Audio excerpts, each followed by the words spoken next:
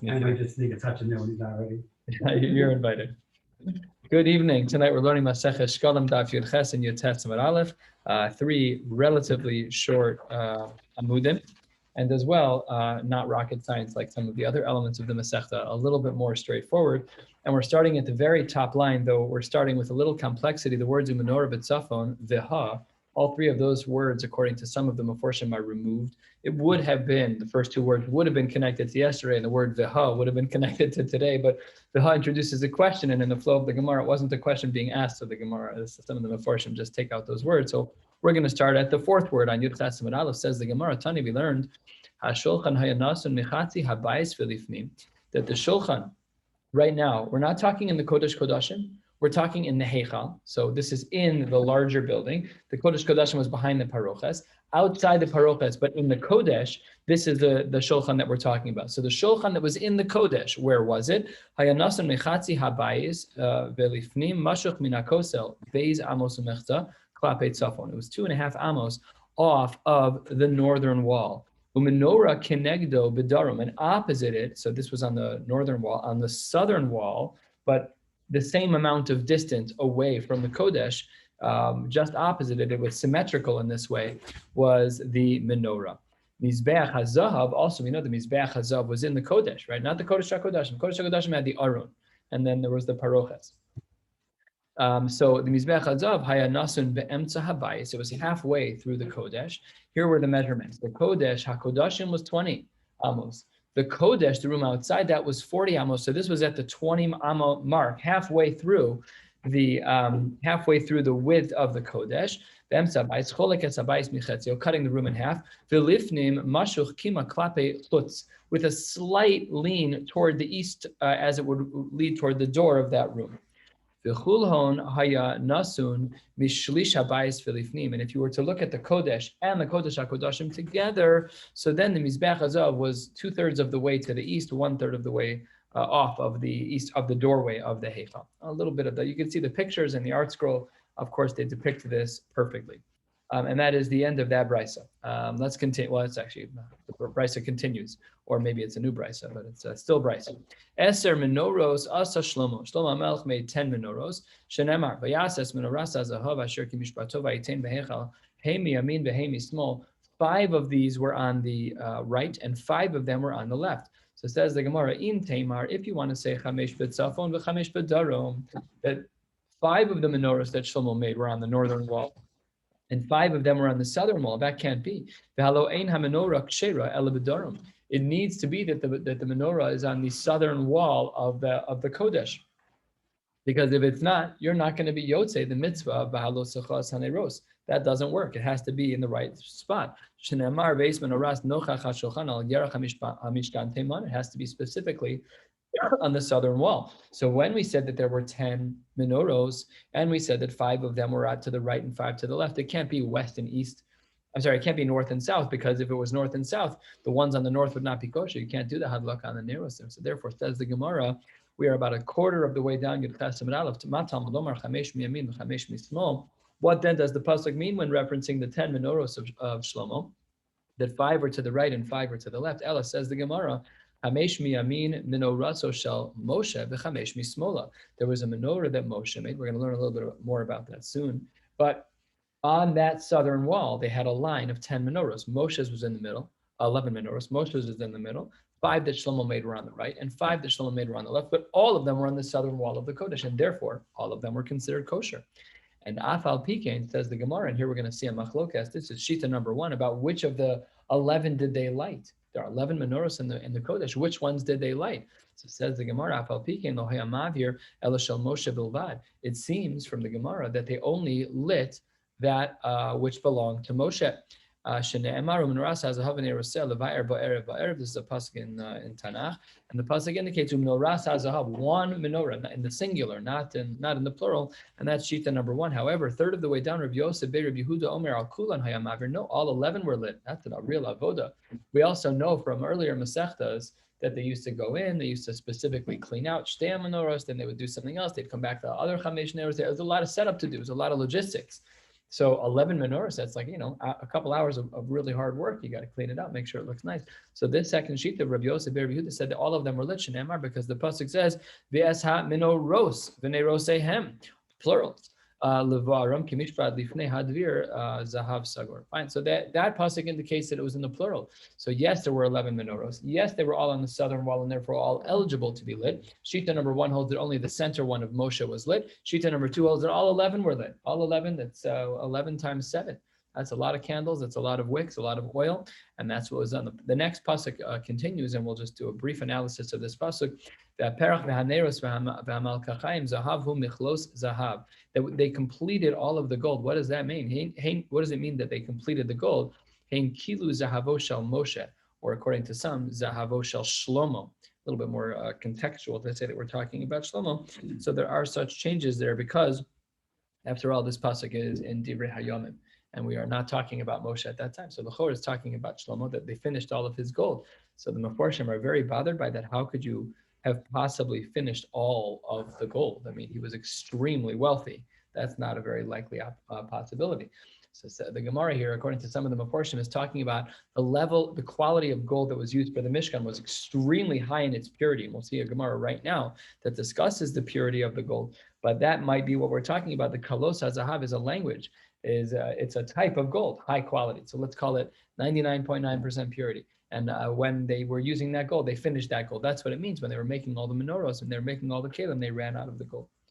About 7 lines before the end of this halacha, on Yud Ches Amud Aleph, the Gemara continues. Tani, Rabbi Yehuda b'shem Asi, Hayashlomo notel elef kikare zahav.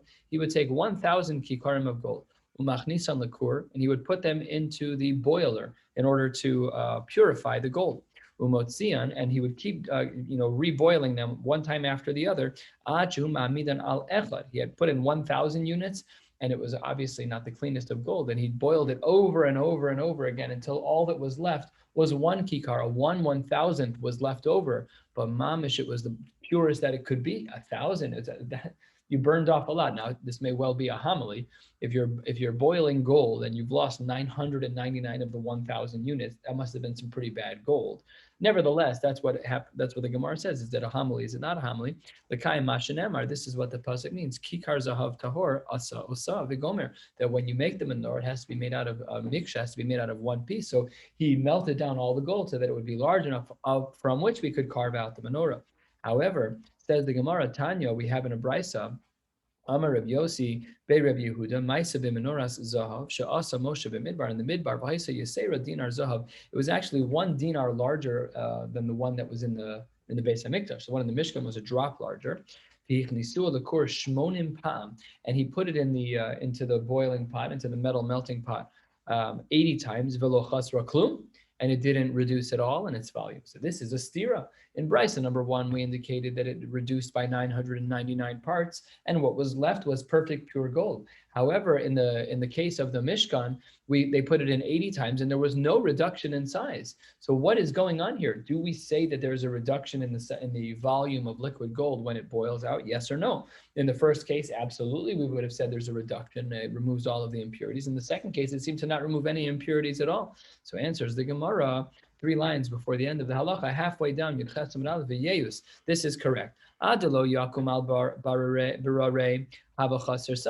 you've cleaned it out of all of its problems, you're being mevarer, you're taking out the psoles from the ochel, you're taking out all of the impurities, then have a chaser sagin. Yes, then of course it's going to lose a lot of its volume. Absolutely, it's going to reduce in size.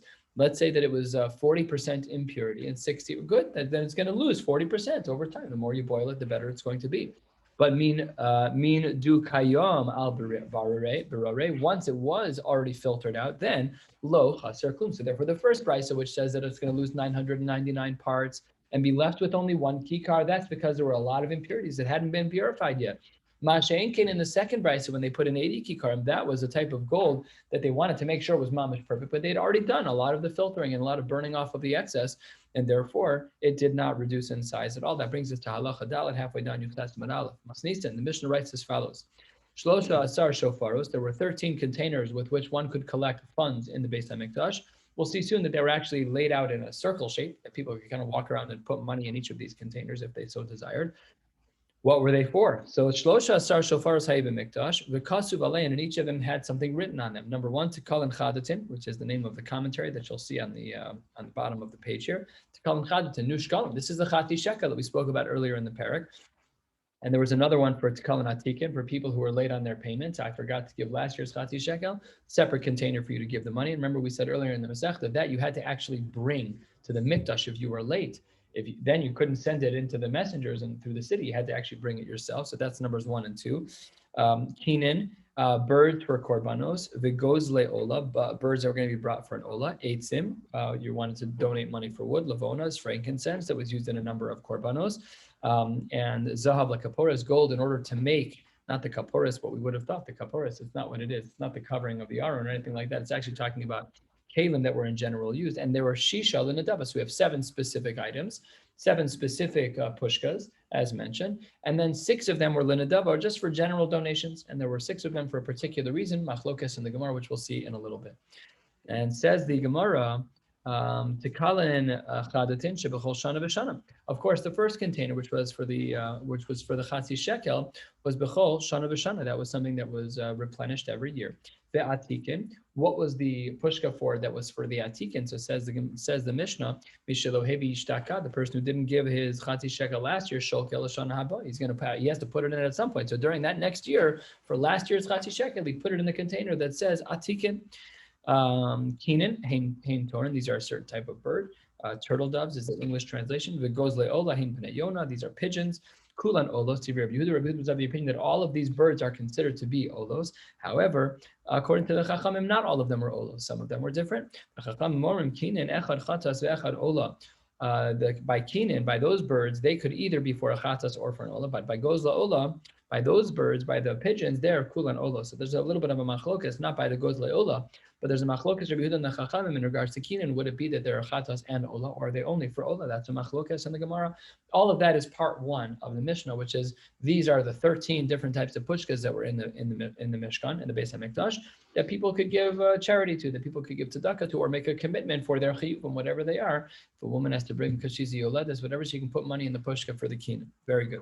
Here is part 2 of our Mishnah. Part 2 of our Mishnah is about 2/3 of the way down, a little bit more, and it says, Ha'omer harei alai. Harei alai, of course, is a language of commitment, a language of neder, and maybe a shvua, just different depending on exactly what the language is. But when one says harei alai, eitzim is in the plural. What should they give? Lo yivchos mishnei gzir, and then they have to give 2 logs of wood because you said eitzim. So we're kind of taking your language and putting the equation to it. If you say X, what is the Y? So if you say X, if you say I am going to give 8 seams, so then we're going to say you have to give shnei gzirim, that you have to give 2 logs of wood. Lavona, if you're going to give frankincense, then lo yivchos mikometz, you have to do kmitza. What type of kmitza? We're going to get to that in the Gemara, because kmitza is a different volume depending on who the kohen was. If he had big hands, he had big hands. Small hands, small. It's just different size of the kmitza. Zahav, what if a person says harei alai zahav? So then lo yivchos midinar zahav, you have to give a minimum of a dinar, of course, a unit of measure, a coin. And the shisha l'nadava, what about the 6 pushkas that were for nadava?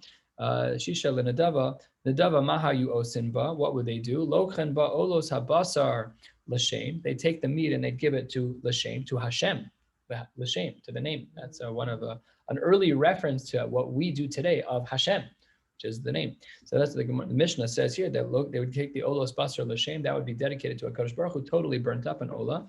That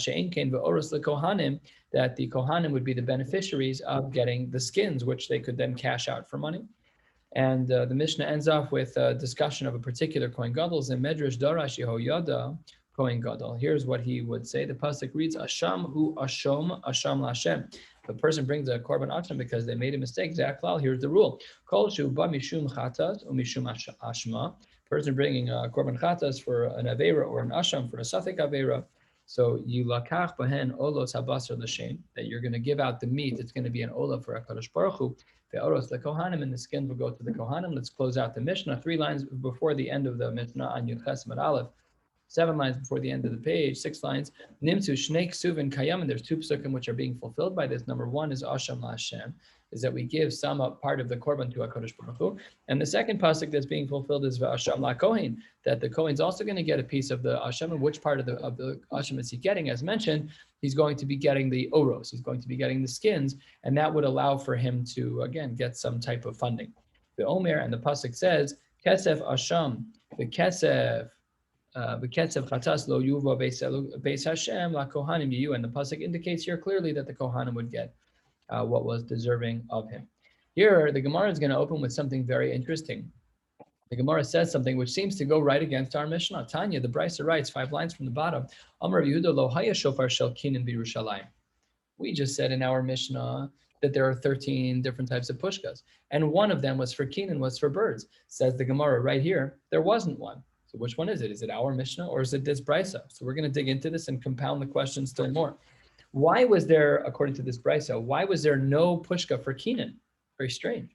So says the Gemara, Mipnei ha'ta'aroves shema tamus achas v'nimtzeu demei chataos mesos me'urabos ben. Maybe the owner would die, and if the owner dies, then you have a chatas mesa. A chatas mesa is an animal that's not allowed to be karev because it's a chatas and the bailim have died. So if a person were to give a chatas and they die, the animals in chatas mesa can't be brought. We're concerned that it'll be me'uravos bahin, and therefore if you give in the money and one of the people might have died, so it ruins all of the other korbanos. So that problem number 1 is it doesn't fit with our Mishnah because our Mishnah says that you're allowed to give kinin. That's number 1. Problem number 2 is look how explicitly this upcoming brisa contrasts and conflicts with what we just learned. Tanya, 2 lines from the bottom. Ha'isha she'amra harei alai king. Now, what woman says, I'm going to be dedicating a bird to the mikdash. Mivia dmei kan v'nosanto ba'shofar. So what does this brisa say? She does, absolutely, take the money and she puts it into a shofar, top of Yirchesim Beis. Not only that, ve'ocheles bekachim, she can eat. Not only that, ve'ina chosheshes shema nis'atzel b'hen, we're not afraid that the Kohanim didn't do their job, to say ve'ina kohen, that they didn't do their job. And as well, and this language is very, very difficult for the previous brisa, this brisa says black on white that we are not concerned about chatos mesa. So brisa number 1, when the Gemara opens up, indicates that we are concerned about chatos mesa, that the bailim of the chatas will die, and therefore the chatos mesa, which cannot be brought because the bailim are no longer alive, that it'll ruin all of the other birds that are there. But then this brisa says, or not literally, it says we're not concerned about it. So which one is it? So answers the Gemara, a Balabatasha answer, and the Gemara answers as follows, 3rd line, Yudchesim Beis, Kikam Rinan. When is it that the first brisa in the beginning of the Gemara indicates that you're not allowed to give the chatos? That's when you know, Bechatos shemeso bailam vadai. Posha, that should be obvious. That was the brisa that the Gemara opened with. The brisa said there in the name of Rabbi Yehuda that you're not allowed to do that. What was he talking about? A specific case where we knew that the bailim had died. So let's say the bailim had separated an animal that was a chatas, and then they died. You cannot take their animal and give it to the Beit HaMikdash. That's a chatas mesa. That's what Rabbi Yehuda was restricting. But the second brisa that we saw, which very clearly allows for that, is every other case scenario. Just a simple, almost like more of a miscommunication than a conflict, because Rabbi Yehuda was just talking about a case where we knew that the person had died. So it says the Gemara, but afal pikein, even if it were to be the case that a chatas mesa was me'urav, even if so, v'iyamrin, and even if you were concerned about the chatas mesa being mixed in with the other birds, so what? Nivror daled zuze, separate out 4 zuz, which was the cost of a bird back in the day, whatever it was, as a standard cost of a bird. And we've been talking about this already. We could do tmura.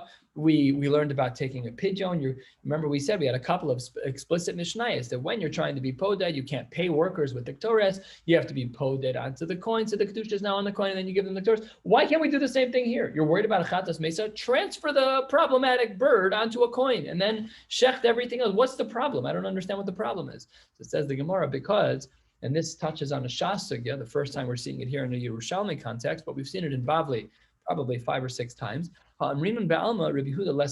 Because you're going backwards in time. When the woman gave over the birds, she was alive and well. Now that she died, we have to determine which of her birds was the one that was problematic. We don't know. It's coins. We gave in coins. You didn't give in birds. And now you're looking at a whole package of birds. We don't know what's what anymore. So it said to go backwards in time and say, no, those birds are hers. That's brera. And Rabbi Yehuda doesn't hold a brera of retroactive decision making. That Rabbi Yehuda does not hold of. That brings us to the two dots in Chesim and Beis, 6 lines down. Rabbi Yosef Bey Rabbi Bon Omar Rabbi Ba Bar Mamel Bai. He asked the following question: Omar, Harei alai eitz. What if you said Harei alai eitz? What did our Mishnah say? Harei alai eitzim. Our Mishnah spoke about in the plural. If you say the word eitzim, how many do you have to bring? Plural, 2. You got to bring at least 2. What if the language of the person who wants to give a donation is eitz, just singular? So it says the Gemara 6 lines down, Harei alai eitz. The halacha is maybe gizer echad, just bring 1. You know, it's not halacha Moshe Sinai, something complicated. Whatever comes out of your mouth is what you're obligated to do. So if you're going to say Harei alai eitz, you bring 1. Harei alai eitzim, then you have to bring 2 pieces of wood. Whatever you would say, whatever comes out of your mouth is what's going to happen. Amra Blazer, Masnisa Amra Cain. The Mishnah says the same as follows. Not a Mishnah here, but a Mishnah elsewhere in Shas. Shezek korban bifnei atzmo, v'zek korban bifnei atzmo. Each one is their own individual thing. The word eitz does not mean 2. The word eitz means 1, and each gift is an individual gift. So when you say eitzim, you're not giving 1 gift, you're giving 2. Therefore, because it's really separate gifts, when you would use the language in the singular of eitz, you only bring 1. Shnayim biyadam shnei gizrei eitzim. When we have separate dedications, a person's going to give 2 of them. We skip the next 4 words of korban. The Rabbos es ha'eitzim. The Gra takes them out. Difficult to understand within the flow of the Gemara. And the Gemara continues with Rabbi Yeshua and Levi Amar. What was the size of the wood that a person would dedicate? If a person said eitzim, you can't just pick any old wood. We just bought firewood for our house. It's special wood that burns very well. It catches quickly, holds fire quickly, makes good embers. Great. So they had specialized wood, and not only was it special in its quality, but its size was very particular. Why? Because there was only so much space up there on the top of the Mizbeach. Rabbi Yeshua ben Levi Omar, Ovyan Ama be'ama shochekes. The length of the wood that we're talking about was 1 amma, but with an amma shochekes. What's an amma shochekes? So this is a very important halachic idea that comes up throughout Shas a number of times, many times. And that is that when we talk about an amma shochekes, an amma is made up of tefachim. A tefach is when you keep your fingers together. A tefach shochak is when your fingers are widened a little bit. It's a little bit more. So let's say tefach shochak would be 4 inches.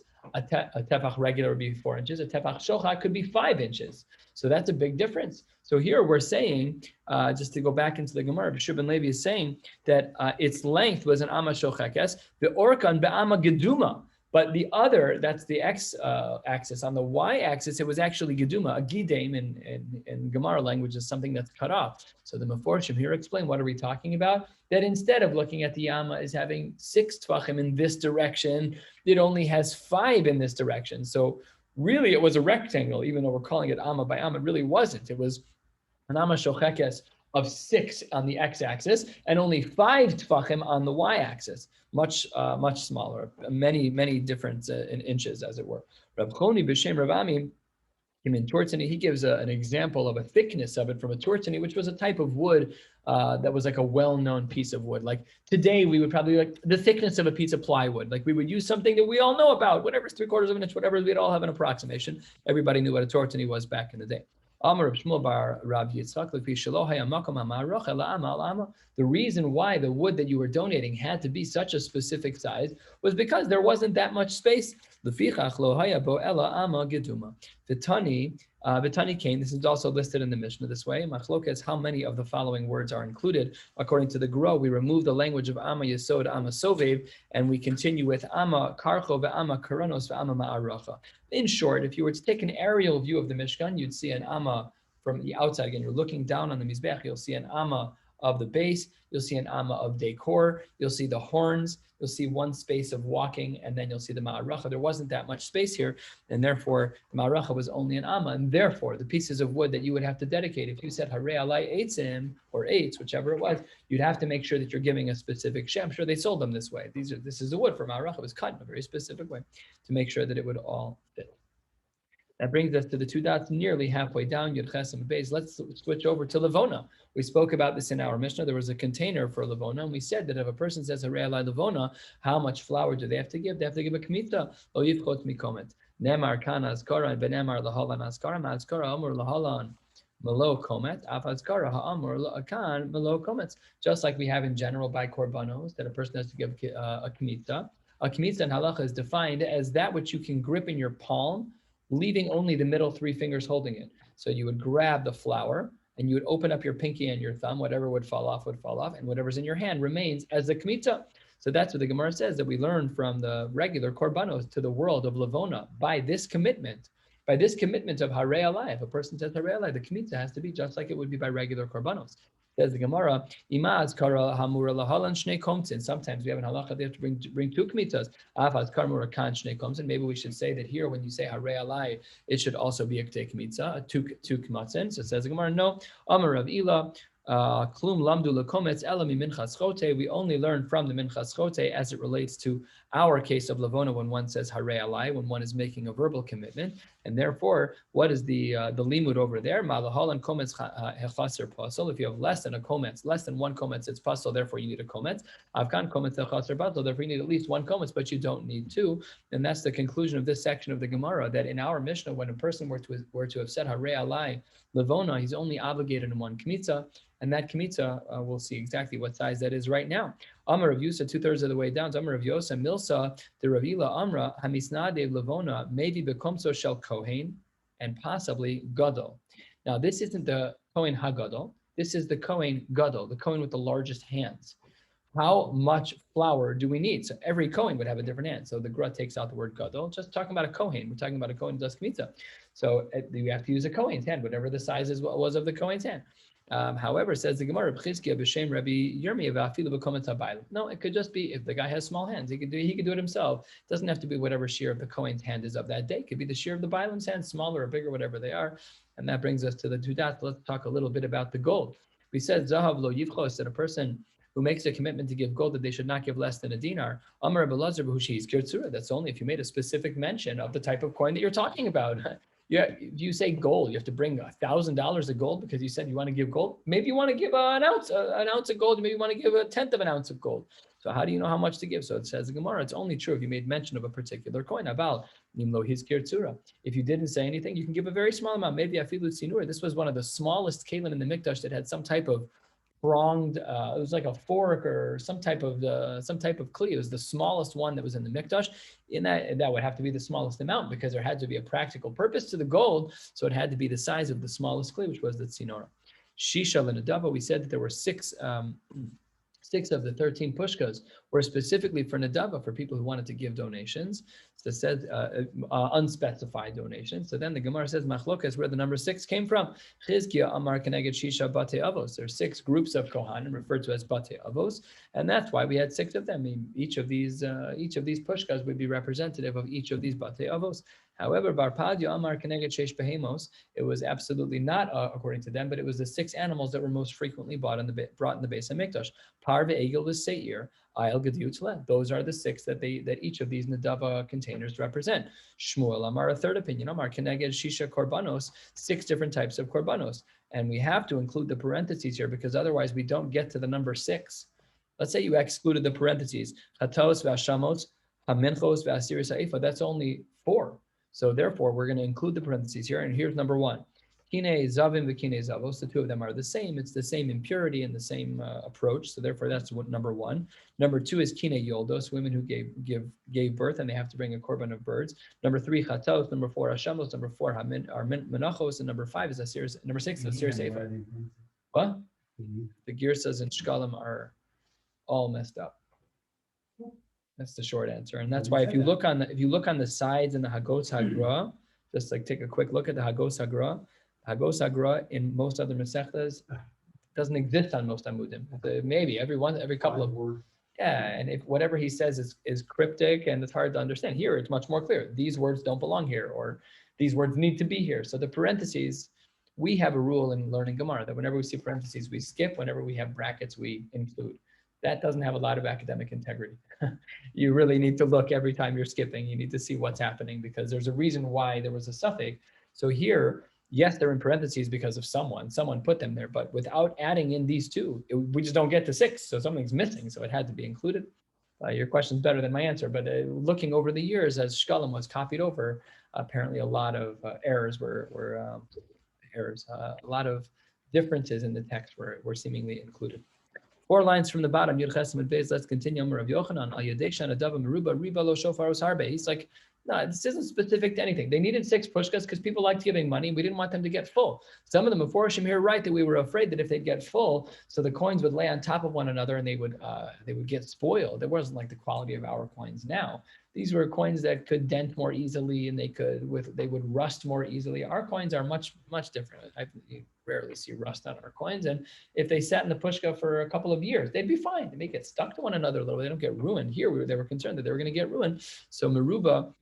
Says the Gemara, Shanadava Meruba, there were a lot of gifts given. So Ribula Shofar Sarba, they put in 6 of them because they needed a lot of them. The Gemara goes back in our Mishnah to reference Yehoyada, the Kohen Gadol, gives a drasha that he gave. Says the Gemara, Ksiv, the pasuk writes as follows: Ukechalosam heviu lifnei hamelach v'Yehoyada v'Gomer Shimon bar Nachman b'Shem Rav Yonas Anomer shtei nedavos asa. He added 2, or there were 2 different donation pots. Turning to the top of Yud Tes Amud Aleph, Tani Debei Rabbi Shmuel Nedava Achas. Really, there was only one. T'chsiv Vayomer Hamelach Vayasu Aron Echad. Vayitneu behechal beis Hashem vayikov chor badelas. He would put it in a particular doorway. There was only one of them. Says the Gemara, that doesn't work. There has to have been 2, because says the Gemara, v'hadchsiv vayomer hamelech vayasu aron echad vayitneu b'shar beis Hashem chutza. The first one you said was in beis Hashem. Now this pasuk is saying chutza. You can't have it in 2 places. So it says the Gemara Pasha that it was actually in 2 places, and Yehoyada Kohen Gadol had a second one that was outside the mikdash because because not everyone was able to come in. If you had a tummy you wanted to give to them, you put the pushka out all the way by where they weren't allowed to come in anymore. If they have to have access, they want to give tzedakah to the mikdash, it has to work out. Hadron Allah Perak Yud Gimel Shofar, as you wrote, should come back to this daf in 7.5 years. Halacha Aleph of the next parak. This next parak is called Ma'os Shenimtzeu, and here we're going to deal with what happens if the money fell between these 2 kupos. Let's say you got 2 of them next to each other. There's money in between. Which one do we give it to? You have one. We have 2 in our base we have 2 in our shul. We have one for Aniya Ircha and we have one for Makor HaChaim. So let's say they're sitting there and a coin falls dead center between them. Which one do we put it in? Are we allowed to choose? The answer is no, we're not allowed to choose. We have a halachic system for that, and we're going to learn that right here in this Mishnah. The Mishnah opens at the new parak on Yud Tes Aleph as follows. Let's say that they're between the container for Shekalim, for the new Shekalim, the Chati Shekel, and the container for Nedava where someone's going to be donating money. What do we do? So Karov l'Shekalim, if it's going to be closer to the Shekalim container, we'll make the assumption that it belongs there. Yiplu l'Shekalim, we would take that coin, if it's closer to the Shekalim, when we put it in the Shekalim container and we move on. If it's the other way, if it's if it's closer to the Nedava container, to the unspecified funds container, yipul l'Nedava. Mechza al mechza, yipul l'Nedava. But when it comes to mechza al mechza, then we put it in the Nedava fund. And the Gemara is going to explain this a little bit later. Ben eitzim l'Levona. What about the container in which you'd give money for eitzim and the container in which you would have given money for Levona? Same rule. If you have Karav la'etzim yiplu la'etzim. If the money is closer to the eitzim container, great. Take the coin, put it in the eitzim container, l'levona. If the coin's closer to the levona, then yiplu l'levona, no problem at all. Mechza l'mechza yiplu l'nadav. Yiplu l'levona. If it's halfway through, then you should put it in the levona. Says the Gemara, what about ben kinin legoz le'ola? These 2 are very similar. They're both birds. You have kinin, you have the birds one, and you have goz le'ola, which is pigeon. What do you do there? Karav l'kinin yiplu l'kinin. If it's closer to the birds one, to the kinin one, that's where you put the coin. If the coin fell, Karav l'goz le'ola yiplu l'goz le'ola, then you should put it if it's closer to the goz le'ola, and of course the money goes there. What if the coin is at the 50-yard line between the 2? Yiplu goes le'ola. We should make sure that it goes to the ola. Says the Gemara, ben chulin l'maiser sheni. What do we do between these 2 containers? One has chulin in it and one has maiser sheni. So says the Gemara, karab l'chulin yiplu l'chulin l'maiser sheni yiplu l'maiser sheni. Mechzon mechzon yiplu l'maiser sheni. We're not sure. If it's closer to one, put it in. If you're halfway through, we put it in the maiser sheni, which is more chamor. Ze'aklal, and this is really the yesod of our Mishnah. Ze'aklal. Holchen achar hakarov l'hakel. When it's closer, we can even put it in the one of the 2 containers, which is more lenient. It's a halacha. We're guessing. We don't really know. Can't a coin roll?